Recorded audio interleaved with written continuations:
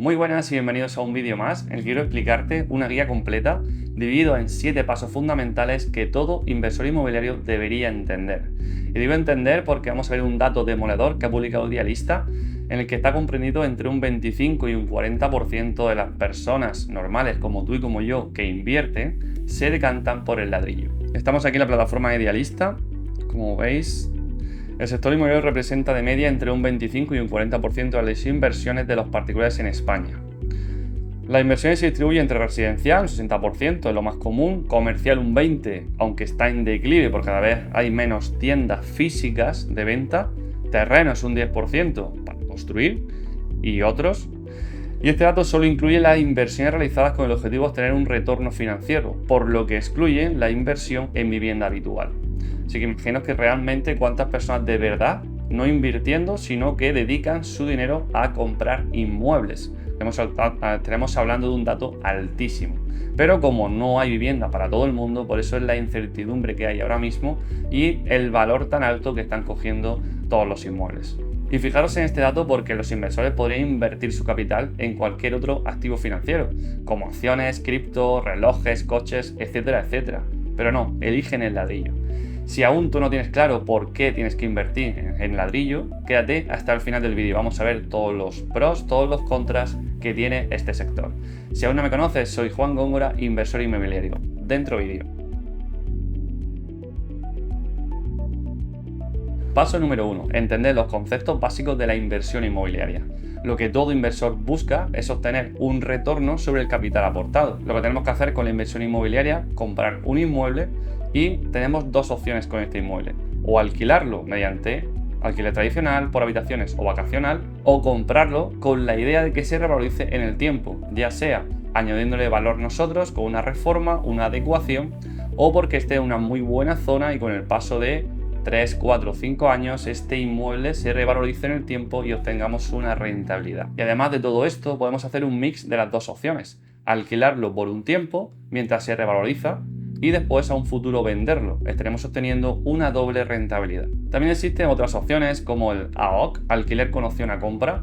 Puedes alquilar una vivienda con un contrato de 1 o 2 años en el que puedes alquilar durante ese tiempo esa vivienda para rentabilizarla, obtener ingresos, poder ir ahorrando ese 20%, 30% que no te va a dar el banco para con el paso de ese tiempo obtener ese dinero y poder financiarte a un 100% en esta compra. Rent to rent, alquilar para realquilar una vivienda. Puedes hacer también un contrato de 5 años, por ejemplo, en el que alquilas una vivienda por 600, 700 euros y tú realquilas esta vivienda por habitaciones.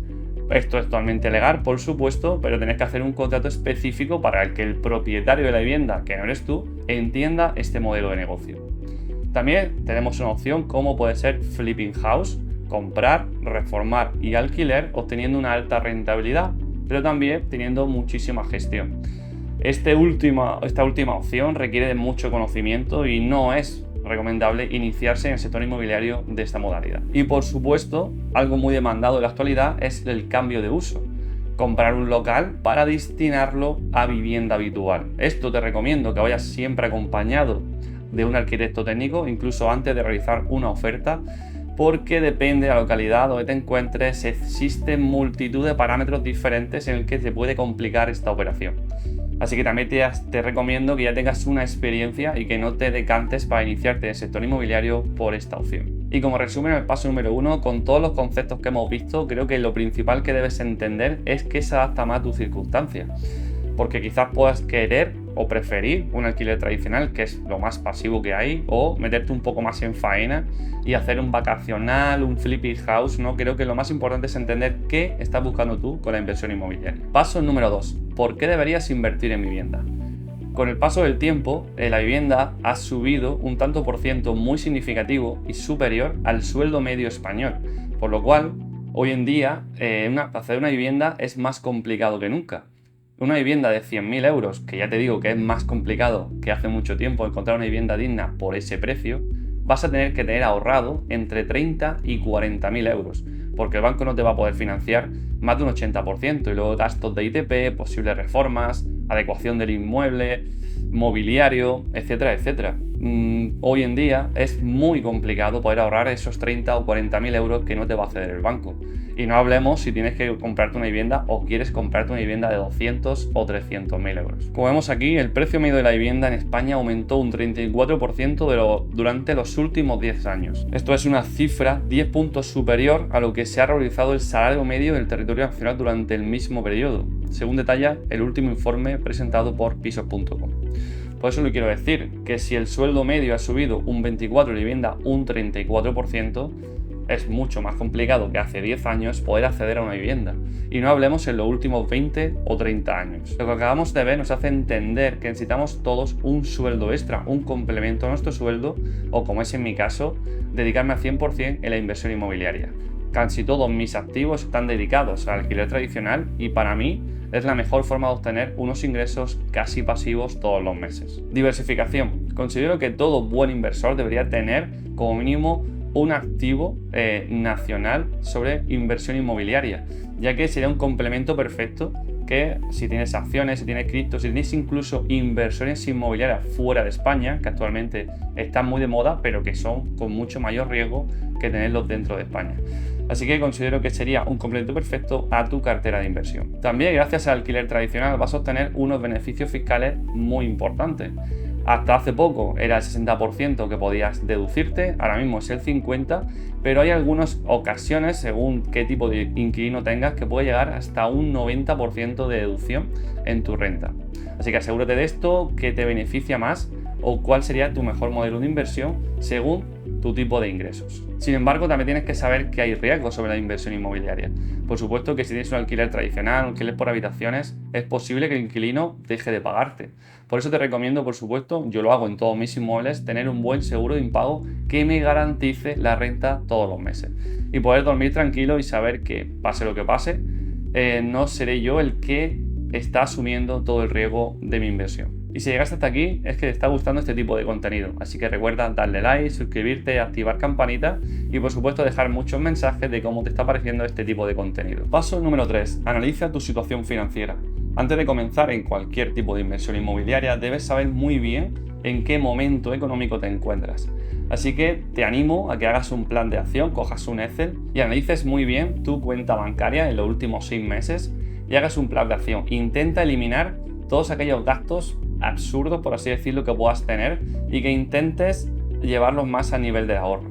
Gracias a esto vas a poder ser un mejor cliente para el banco y intentar evitar, evidentemente, todos los préstamos personales pequeños que tengas. Intenta eliminarlos y solo ten aquello que realmente es imprescindible para tu día a día.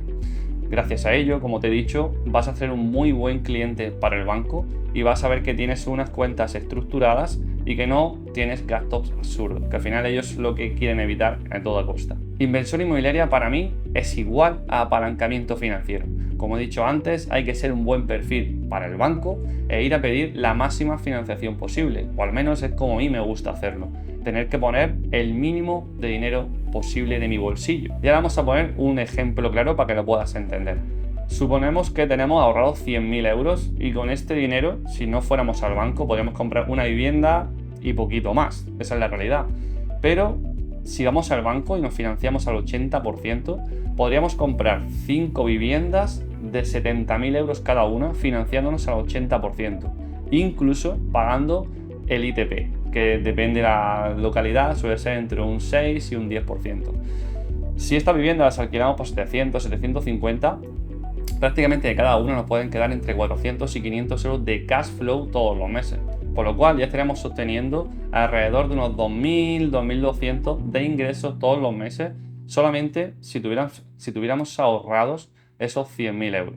Por lo cual imaginaros el poder del apalancamiento financiero de comprar una vivienda al pum pum, comprarla con esos 100.000 euros y no pedir ningún apalancamiento financiero, a intentar ir a la máxima exponencia al 80% de esa vivienda, de ese apalancamiento y poder recibir todos los meses esos más de 2.000 euros sin prácticamente ningún tipo de esfuerzo. Y punto súper importante para mí, crear un fondo de emergencia, tener un dinero ahorrado, un mínimo de todos tus gastos que puedas tener durante 6, 9, incluso hasta 12 meses, más que nada por el hecho de que pueda surgir cualquier problema en una vivienda. una derrama que no esperabas, un mobiliario que se ha roto y tienes que sustituir, un inquilino que se ha ido y tardas más de la cuenta en buscar al siguiente inquilino, puede ser un mes, 2 meses que no vayas a cobrar esa renta. Todo esto tienes que preverlo y más que nada es para que no mueras en el intento, para que no en la primera vivienda que no te ha salido tan bien como tú esperabas, ya te desanimes y no quieras seguir invirtiendo en inmuebles. Por eso animo a que antes de hacer la inversión ya tengas un colchón económico suficiente para que no mueras en el primer intento. Punto número 4. Definir claros tus objetivos de inversión. ¿Qué tipo de inversor quieres ser? ¿Cuánto tiempo disponible quieres dedicarle a la inversión inmobiliaria? Quizás tienes un trabajo actual que te encanta, que te gusta, pero te exige muchísimo tiempo y solamente quieres tener el modelo lo más pasivo posible. Evidentemente, el alquiler tradicional o por habitaciones puede ser un complemento a este trabajo que ya tienes. Por el contrario, tienes tiempo libre, puedes dedicarle pues varios días a la semana a la inversión inmobiliaria. Te recomiendo que el modelo que más rentabilidad puedes tener es el vacacional o hacer flipping house. Pero se ocurren muchísimos matices a tener en cuenta y que deberías gestionar antes de lanzarte a escoger uno u otro modelo. Otro punto súper importante, ¿qué tipo de propiedad es la que quieres invertir? Una vivienda habitual, un local para convertirlo a vivienda o un terreno para edificar. Evidentemente, cada modelo tiene más gestión y mucho más conocimiento, requiere mucho más conocimientos que el anterior.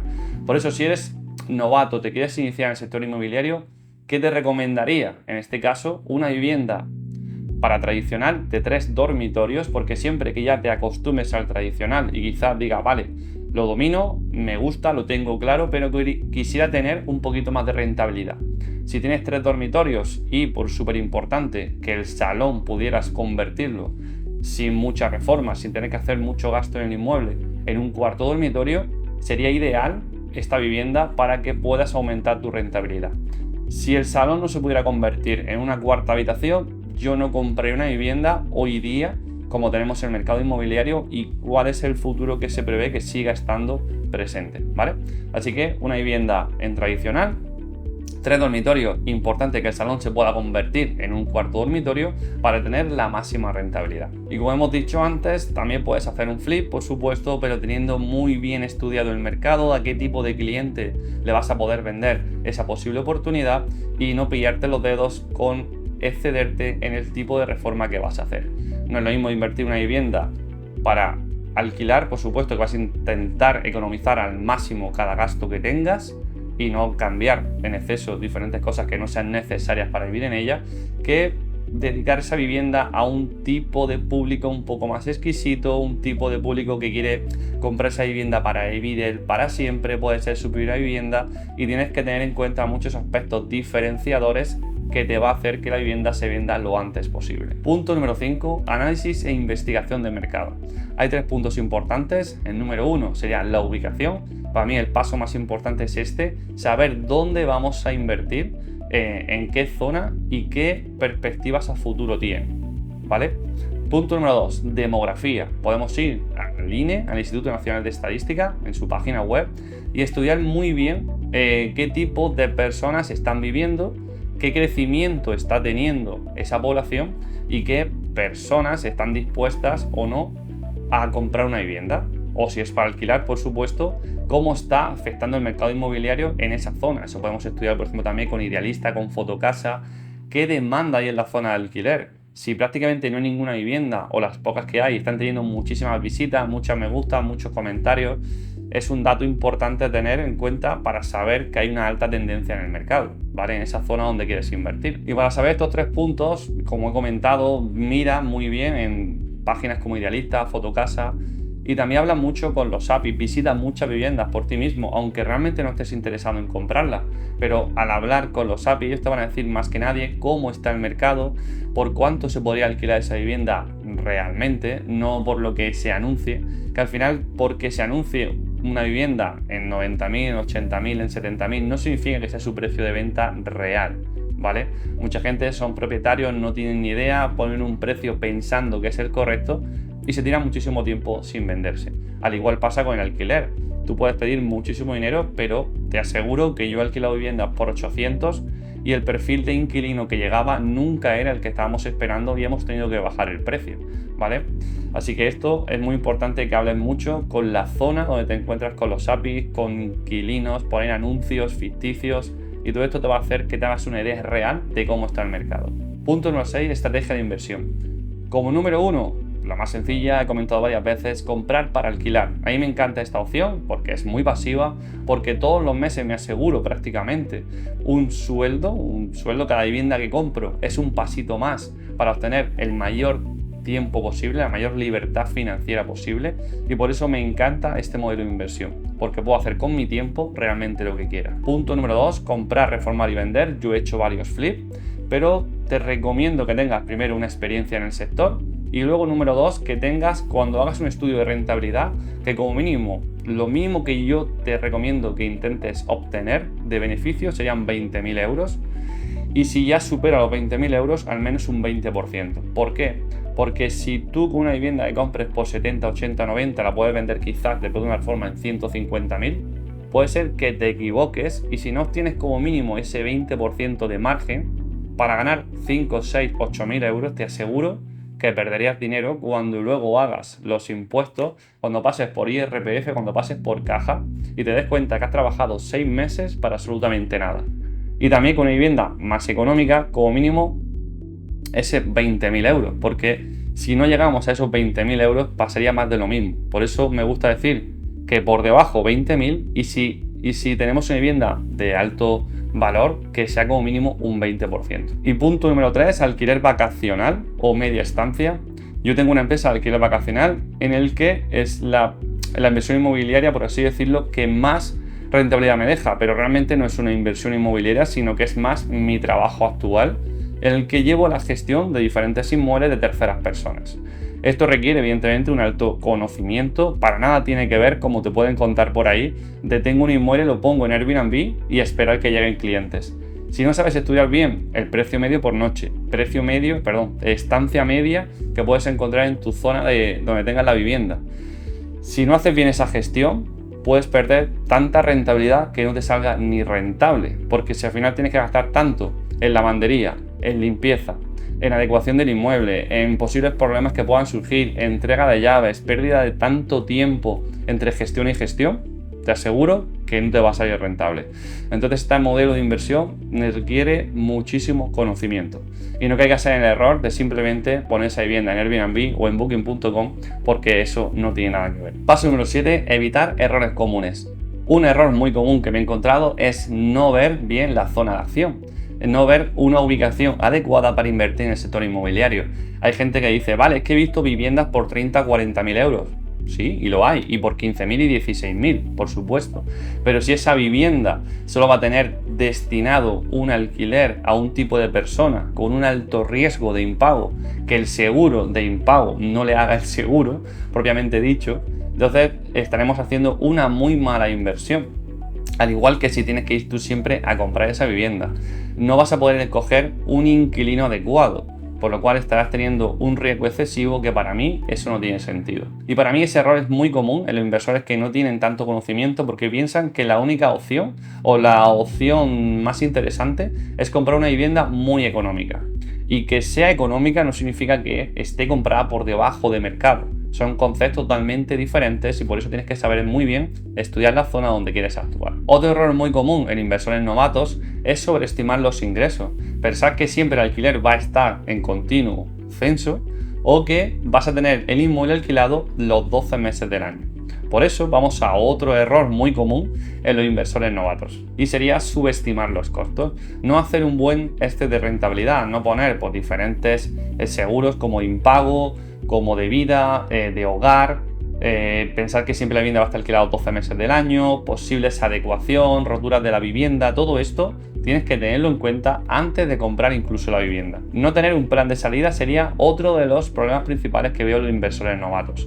Si tú compras una vivienda para alquiler tradicional hoy, pero dentro de un año, dentro de un cierto tiempo, ya hay demasiado alquiler tradicional en la zona y tienes que cambiar a otro tipo de alquiler, puede ser que también, ¿por qué no? Si compraste muy económica la vivienda, puedas vender esa vivienda donde la tienes ahora por lo mismo o incluso por un poco más de lo que la compraste y cambiar a otra zona más interesante para seguir obteniendo la misma rentabilidad que estabas teniendo con ese inmueble. Una vivienda que se pueda adaptar a diferentes modelos de alquiler o incluso, muy importante, como he dicho antes, comprarla por debajo del mercado te va a dar una muy buena opción de salida. Y para mí el último paso, el más importante de todos, es tomar acción. Aprender sí, pero llega un momento en el que siempre tienes que dar tu paso por ti mismo, ser valiente e iniciarte en la inversión inmobiliaria y aprender por ti mismo, porque al final, por mucho que estudies, que veas, que te digan, creo que la experiencia en uno mismo es la clave de todo inversor inmobiliario. Y hasta aquí la guía completa de cómo invertir en el sector inmobiliario. Ya sabes, 7 pasos que te he dejado,